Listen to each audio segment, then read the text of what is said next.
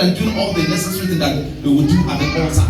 The same angel Gabriel that appeared to Mary was the same angel that appeared to Zachariah. And the angel began to give Zachariah prophecy. And I believe Zachariah should have known much. Being a priest, he has went through the school of the spirit, and then he knows the caliber of person that has come. And then he began to become skeptical about what the angel was saying.